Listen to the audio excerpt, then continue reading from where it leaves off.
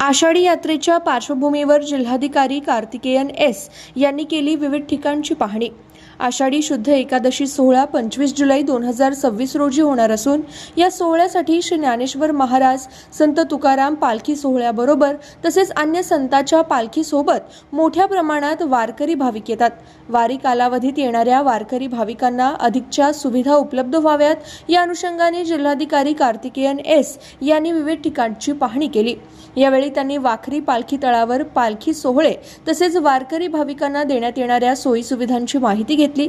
यामध्ये पिण्याच्या पाण्याची सुविधा, पाणी पुरवठा, स्वच्छता, आपत्कालीन कक्ष, विद्युत व्यवस्था, शौचालय आदी बाबतची माहिती घेऊन सूचना केल्या। तसेच भक्तिसागर येथे वारकरी भाविकांना देण्यात येणाऱ्या सुविधांची माहिती घेतली। वारी कालावधीत गर्दीवर नियंत्रण ठेवण्यासाठी वाखरी येथे वॉच टॉवर उभे करावेत। तसेच भक्तिसागर म्हणजेच 65 एकर येथे हाय मास्टची संख्या वाढवावी। तसेच पायाभूत सुविधा सहज आणि सोप्या पद्धतीने भक्तांना मिळाव्यात याबाबतच्या महत्त्वपूर्ण अशा सूचना जिल्हाधिकारी यांनी दिल्या।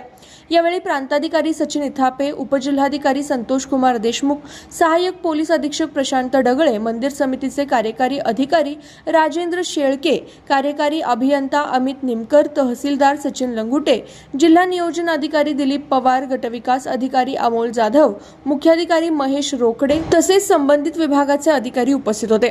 वाखरी पालखीतळ, भक्तिसागर, नदीपात्र या ठिकाणी प्रशासनाकडून भाविकांना देण्यात येणाऱ्या सुविधांची माहिती प्रांताधिकारी सचिन इथापे व मुख्याधिकारी महेश रोकडे यांनी दिली।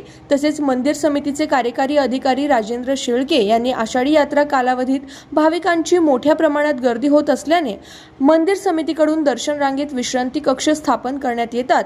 तसेच दर्शन रांगेतील भाविकांचे दर्शन जलद व सुलभ व्हावे यासाठी करण्यात येणाऱ्या नियोजनाची तसेच देण्यात येणाऱ्या सुविधांची माहिती दिली। त्याचबरोबर प्रस्तावित दर्शन मंडप बाबतची माहिती त्यांनी यावेळी दिली। श्री विठ्ठल रुक्मिणी मंदिर व संवर्धनाचे काम पुरातत्व विभागाच्या मार्गदर्शनाखाली सुरू असून सदर कामाची पाहणी कार्तिकेयन एस यांनी केली।